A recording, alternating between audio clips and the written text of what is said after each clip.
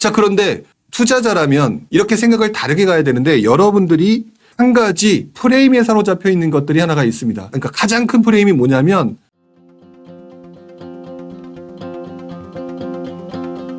여러분 혹시 프레임이라는 얘기 들어보셨습니까? 프레임이라고 하는 것은 어떤 틀이죠. 어떤 틀이라고 하는 것들은 여러분들의 경험에 의해서 또는 누군가에 의해서 만들어지는 경우가 상당히 많습니다. 예를 들어서 당신은 분당이 좋아요, 평촌이 좋아요 라고 얘기하는 거는 분당하고 평촌이 좋아요를 물어본 것이니까 여러분들은 그럼 분당이 좋을까 평촌이 좋을까 라고 생각할 수가 있겠죠.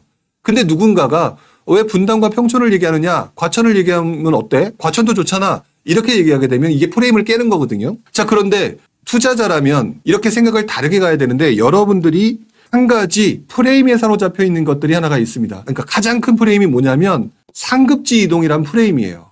상급지 이동이 맞지 않느냐 생각하실 수가 있는데 장기간 투자를 하는 데 있어서는 상급지로 가야 된다. 여러분들 보면 질문 중에 상당히 많은 질문이 상급지로 가고 싶어 하는 거거든요. 그래서 장기적으로 보게 되면 상급지로 가야 된다는 거는 정답이 틀림이 없어요.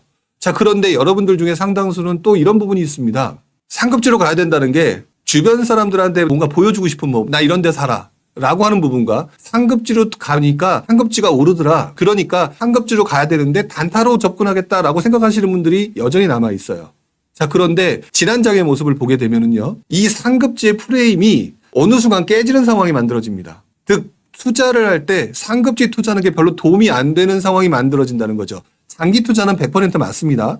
자, 그런데 단기 투자와 중기 투자에 있어서 굉장히 안 좋은 상황이 만들어지는 경우가 있는데요. 이 경우가 언제였느냐라고 말씀을 드리면 여러분들이 상급지, 경험에 입각해서 지금 상급지로 이동하고 강남을 가겠다, 어디를 가겠다 이렇게 표현하시면 자꾸 질문하시는 거는 지난 몇 년간의 모습들이 상급지가 훨씬 더 안정적인 모습을 보였기 때문이면 충분하거든요. 그래서 상급지 들어가면 올라갈 것이라고 생각하시는 경우가 많은데 이 부분이 여지없이 깨졌던 시기가 한 번 있었습니다. 언제냐? 침체장 직후였어요. 상급지로 넘어가려고 했거든요. 근데 상급지는 워낙 많이 올랐습니다. 그리고 실제로 침체하다가 다시 움직이면 상급지가 뛰는 거는 맞아요. 그런데 문제는 들어갈 돈이 없다 보니까 들어갈 사람도 없고 변동성이 심하기 때문에 단기와 중기 투자가 맞지가 않아요. 장기로 보면 괜찮다고 했지만 근데 이 시점에 공급은 줄어들고요. 집값은 계속 떨어지는 모습을 보이다 보니까 전세갭이 붙으면서 매매 가격이 상승하는 상황이 만들어질 때까지 전세가 붙어버리는 상황이 만들어지게 되겠죠. 이러면서 당시에 어떤 일들이 일어났냐를 말씀을 드리면 2010년대부터 2014년 사이에 가장 높은 수익률을 보여줬던 지역은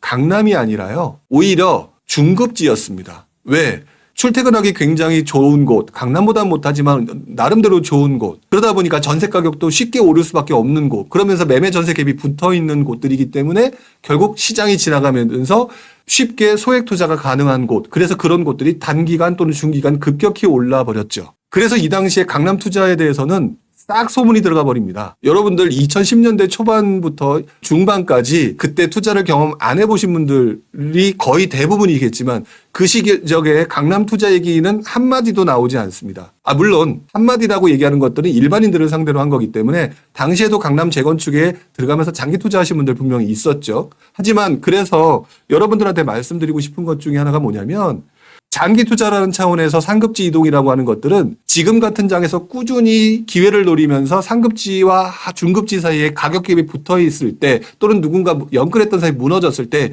이런 물건들을 찾아서 장기 투자로 접근하는 건 맞다. 그런데 그런 거에 대한 투자 전략도 없이 자꾸 질문만 상급지로 가시는 분들 조심하셔라. 조심까지는 아니겠죠. 어차피 장기로 괜찮은 거니까. 다만 단기적으로 돈 많이 오르기를 바라는 투자를 하겠다. 이것들은 시기마다 투자의 프레임과 투자의 가장 효율적인 대상이 바뀌어버리기 때문에 상급지가 직전의 경험에 입각해서 가는 것들 별로 좋지 않을 수 있다라는 것들이 여러분들 모르는 또 하나의 실제 사실이라는 것들을 기억을 해주셨으면 좋겠어요. 여러분들은 강남에 가는 걸 목적으로 하십니까? 아니면 수익을 극대화하는 것을 목적으로 하십니까? 이 질문을 하게 되면 대부분 수익 극대화를 얘기를 하시는데 또 막상 그 과정에서 이런 일들이 있었다라고 하는 부분들을 잘 모르시고 넘어가는 경우가 많더라고요.